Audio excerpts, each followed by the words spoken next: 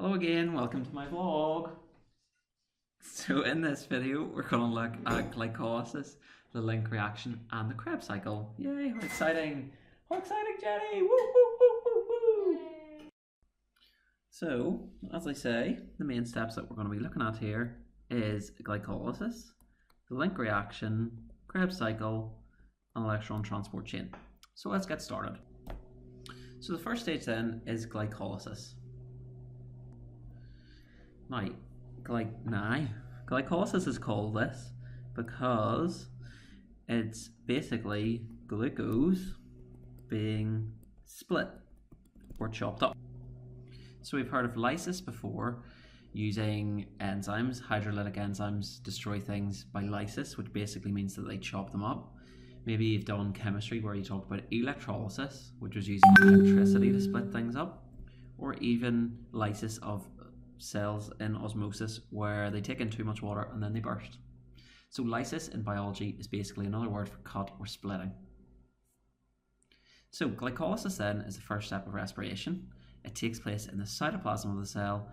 It does not require oxygen. So this means that glycolysis can take place in both aerobic and aerobic conditions.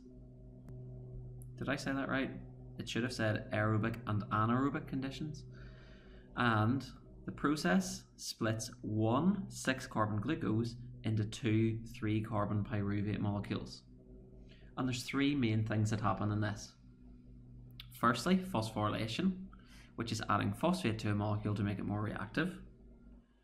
Dehydrogenation, which as the name suggests is removing hydrogen from a molecule. And then oxidation and reduction. So oxidation is the loss of hydrogen, reduction is the gain of hydrogen. Now, if you didn't do GCSE chemistry, don't worry about it. The only real things that we need to know here are the terms oxidation and reduction, and we can learn them in terms of gain or loss of hydrogen. So oxidation is when a molecule loses hydrogen, reduction is when a molecule gains hydrogen. Now, if this is the first time you're seeing this, don't worry about it. It's actually pretty straightforward and we'll break it down. So we start off with the glucose molecule. It's made up of 6 carbons. We then add a phosphate to it and we get glucose phosphate. It then gets converted into fructose phosphate, which then gets converted into fructose bisphosphate. We then have 2 molecules of triose phosphate, which you'll notice are made up of 3 carbons instead of the 6 carbons which were just before it. Then we get glycerate bisphosphate, and then we get pyruvate. Now actually, if you look at the names of these, you can sort of work out what's going on. So between glucose and glucose phosphate, the only difference between is this phosphate. So what had to happen was phosphorylation had to take place. So this first step is the phosphorylation of glucose because we add a phosphate molecule to the glucose. The next step is basically rearranging the glucose phosphate to produce fructose phosphate. Now, if again compare the difference between fructose phosphate and fructose bisphosphate or biphosphate, phosphorylation has taken place again. Now, this one is a 6-carbon molecule, this one is a 3-carbon molecule, but we've got 2 of them. So what had to happen here was a split had to take place. So the fructose bisphosphate splits in 2 to form 2 molecules of triose phosphate. The next thing that had to happen was the triose phosphate gets converted to glycerate bisphosphate or glycerate biphosphate. So again, phosphorylation had to take place. Now, in terms of the triose phosphate, what's actually happened here is it loses the hydrogen, which is why it's oxidized, because remember we said in the last part that oxidation was the loss of hydrogen, reduction was the gain of hydrogen. So in this case, the triose phosphate loses a hydrogen but gains a phosphate. Hence why it's called oxidative phosphorylation. The oxidative means it loses the hydrogen, phosphorylation means it gains a phosphate. Now, the last step then is the glycerate bisphosphate is converted to pyruvate. And when that happens, the phosphate molecules are removed and that phosphate, which has been formed at the end or removed from the glycerate bisphosphate, gets used to make ATP. So if we look at that, there's the hydrogen being removed there. We'll talk about that in a minute, we'll come back to it. But up here is where we were talking about the glucose being phosphorylated. So that means that ATP has to be broken down to produce ADP plus the phosphate. And then the next step where phosphorylation takes place is here. So again, ATP has to be broken down to produce the phosphate. Now, this little PI is just the inorganic phosphate, and it is basically this. So to phosphorylate glucose, we have to actually break down ATP to release this phosphate, which will join on with the glucose. Then at the very end, because we've got two molecules of glycerate bisphosphate, so this means that we've got two molecules and each have two phosphates each. Each of these phosphates gets removed and can be used to resynthesize ATP. So at the very end of glycolysis, we get two molecules which can produce two ATP. So altogether we've got 4 ATP produced. Now this actually means that overall glycolysis has a net production of 2 ATPs, because up here we have got 2 ATPs, but here we've got 4 ATP produced. So overall glycolysis has helped us produce 2 molecules of ATP. Now you might be thinking here, well, flip me, all that effort and all we've got is 2 measly ATP. And you're right, this is not the main process which releases the energy in respiration. Remember I said at the start that this process can be used in anaerobic or aerobic conditions. So this process does not produce a lot of energy in the form of ATP in aerobic respiration, but in anaerobic respiration, this is basically why it can't go on very long, because it doesn't produce much ATP. Where we do get most energy from glycolysis here is from these little hydrogens. So in this step, we said the triose phosphate was oxidated, which means that it loses hydrogen. So this hydrogen, which is removed, can't just float about in the cytoplasm of the cell, because you might remember that hydrogen was acidic. So if it builds up, it would actually kill the cell. So instead of that, what happens is this little molecule NAD, which is a hydrogen carrier, comes along, picks up the hydrogens and becomes reduced. This NAD, the reduced NAD, will then go to the mitochondria for the electron transport chain, which we'll come back to later on. So let's have a quick recap of that then. So we start with glucose, which is just a molecule like that. It gets phosphorylated. It then gets converted to fructose phosphate, and then the fructose phosphate gets phosphorylated again. Immediately then it splits up into 2 molecules of triose phosphate, and then phosphorylated again to produce glycerate bisphosphate, and then that phosphate gets removed and we get pyruvate. And then the steps involved are that at the start we break up 2 ATP molecules, and then oxidative phosphorylation takes place down here, where inorganic phosphate gets added to triose phosphate, hence the phosphorylation, but the hydrogen atoms are also released, which get picked up by the NAD, and then at the very end the phosphate molecules which were on the glycerate bisphosphate get removed, and each molecule of glycerate phosphate can be used to produce an ATP. So this one can join on with ADP to make ATP. So there's 1, 2, 3, 4 molecules of ATP produced at the very end. So the main products of glycolysis, which we're concerned about, is the pyruvate, because it's going to go into the link reaction and then Krebs. The reduced NAD, because it's going to go and take those hydrogens to the electron transport chain, and then of course the 4 ATP, but remember, it was net 2 ATP because it can be used for different processes in the cell which require energy. Now, just so that we're clear on the step of triose phosphate, the triose phosphate gets oxidized because it loses 2 hydrogen atoms. So that was also known as dehydrogenation. The hydrogen atoms can't build up in the cytoplasm, so they're collected by NAD, which is a hydrogen carrier. And because the NAD gains hydrogen, it's reduced. And this is a little equation to show that. The NAD plus 2 hydrogens gives you reduced NAD. Now, the only other thing to add about this, dehydrogenation takes place using dehydrogenase enzymes.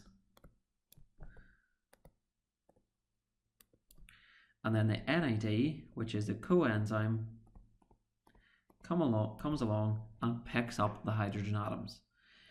It then carries them to the mitochondria, hence why it's called a hydrogen carrier. Now this shows you the main step, this shows you the main steps that you need to know on how you actually describe them. So I would pause it here, make a little note of this, and make sure that you learn these steps. This was taken directly from a mark scheme answer where pupils were asked to describe the process of glycolysis.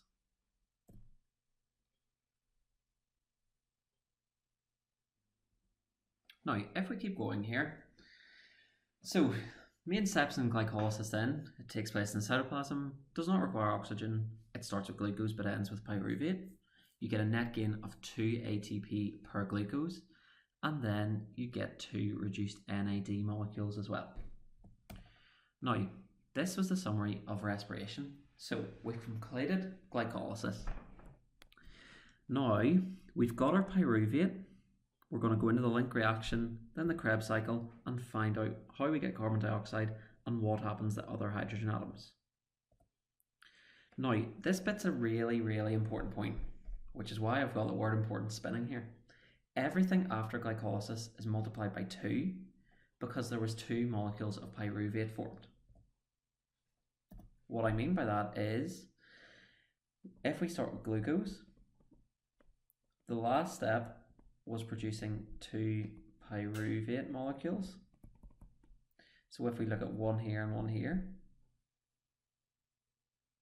this one goes into the link reaction and then Krebs. This one goes into the link reaction and then Krebs. And along the way, there's hydrogens and carbon dioxides produced. So anything which is produced in the Krebs cycle, which we look at here, you have to multiply it by 2.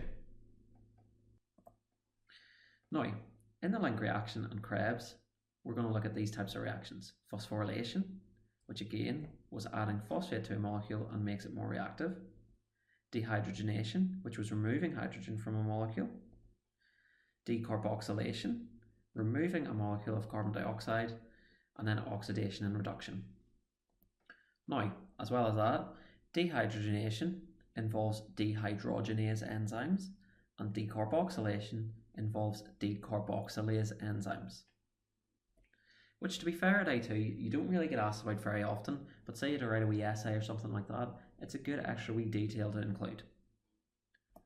Now, this just shows you the molecules and the different steps that you're going to get produced. So we start with pyruvate, then we get acetate and acetyl coenzyme A, and this is in red because those 3 molecules are involved in the link reaction, and then these 3 molecules, citrate, oxoglutarate, and oxaloacetate, are involved in Krebs. So here's the link reaction. We start with pyruvate, then we lose a carbon, and we get acetate, and then we get acetyl coenzyme A. So what happens at each stage here? Well, carbon dioxide gets removed here, so that's decarboxylation. As well as that, a hydrogen gets removed, which is dehydrogenation, and hydrogen gets picked up by the NAD. So we get reduced NAD formed. That leaves us with a molecule of acetate, which joins up with a coenzyme A, and we get the molecule acetyl coenzyme A formed. And acetyl coenzyme A is a molecule that gets fed into the Krebs cycle. So pyruvate was formed at the end of glycolysis. This process is a link reaction, and at the end of it, we get acetyl coenzyme A. So the pyruvate from glycolysis travels from the cytoplasm into the mitochondrial matrix. Pyruvate is decarboxylated, which is removing carbon dioxide, and dehydrogenated, which is removal of hydrogen. The hydrogen gets picked up by the NAD and forms reduced NAD. And then the 3-carbon pyruvate becomes 2-carbon acetate. Acetate combines with coenzyme A to form acetyl coenzyme A. Now, just before we go any further, I want to make sure that everyone's clear on the mitochondria and its role in this. So, remember that glycolysis takes place in the cell cytoplasm. So, if this is a little cell, here's a little mitochondria, that's the cytoplasm, and that's where glycolysis takes place. This is a little mitochondria, where the other main stages of respiration are going to take place. So pyruvate, which is produced at the end of glycolysis, enters the mitochondria, where the link reaction and Krebs take place in the matrix. Now remember, the matrix was this area here, so on this diagram it's this light blue area, so all in there. And then the electron transport chain takes place on the inner surface of the cristae, which are these little shells which are poking out. Now we'll come back and we'll look at this in a bit more detail, but just remember, glycolysis takes place in the cytoplasm, the link reaction and Krebs are going to take place in the matrix, and the electron transport chain takes place on this inner surface or inner membrane. So the link reaction then has left us with this acetyl coenzyme A. So this part here just shows us the link reaction. So really condensed version. We started with pyruvate from glycolysis. We got hydrogen removed, which gets picked up by the NAD, and we get carbon dioxide removed. We get left with the acetyl coenzyme A. Now, the acetyl coenzyme A forms citrate, which is a 6-carbon molecule. It then loses a carbon and forms oxoglutarate, and then further along forms oxaloacetate. This oxaloacetate will join with acetyl coenzyme A and form citrate. So basically, as long as there's glucose, we can form acetyl coenzyme A, and this cycle can continue. Now, in this cycle, it's not just so that we can move a load of carbons around. Here's what happens along each stage. So between this one and this one, citrate and oxoglutarate, there's a difference of 1 carbon atom. So what had to happen was decarboxylation takes place here. And that is the removal of a molecule of carbon dioxide. It also happens between oxoglutarate and oxaloacetate. And then what also happens is hydrogen atoms are released here to form reduced NAD. So I'm shortening that down, but remember, we release hydrogen, it can't float about, so it gets picked up by NAD, which was the hydrogen carrier, and forms reduced NAD. That also happens here and here. So between this step, oxoglutarate and oxaloacetate, it gets dehydrogenated twice. As well as that, there's another coenzyme or hydrogen carrier known as FAD, which also picks up the hydrogen and forms reduced FAD. As well as that, we get a little molecule of ATP produced, and that is known as substrate level phosphorylation. And that's just because it's ATP which has been produced from different reactions of different substrates. Now, what's important to remember here is that everything is multiplied by 2. So if this is one pyruvate molecule, we've produced 1, 2, 3 carbon dioxides. And per pyruvate, we've also produced 1, 2, 3, 4 molecules of reduced NAD.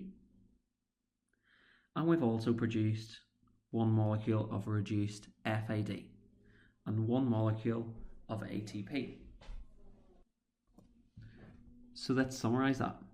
So per pyruvate, we have made 3 carbon dioxides, 1, 2, 3, 4 NADs, reduced NADs I should say. In fact, if you put a little H beside it, that shows that it's reduced NAD because it contains hydrogen. We've made 1 FAD and 1 ATP.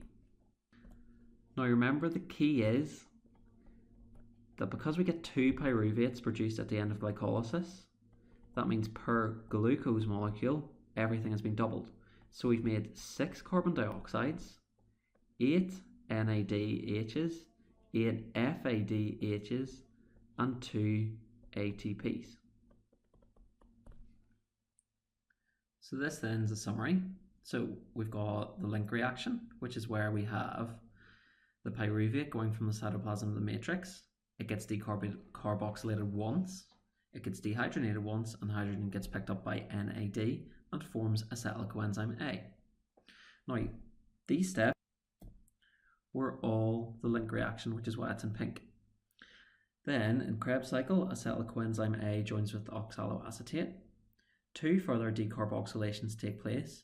So 3 carbon dioxide molecules are produced per pyruvate, 1 from here and 2 from Krebs. Then it gets dehydrogenated 4 times. Now that's 4 dehydrogenations in the Krebs cycle alone. So the hydrogen gets picked up by NAD 3 times and once by FAD. And then 1 molecule of ATP is produced by substrate level phosphorylation. Now this is shown what happens per pyruvate molecule, but you need to remember to double everything in these steps to explain the production per glucose. So if there's 3 carbon dioxides produced per pyruvate, there's actually 6 carbon dioxides produced per glucose.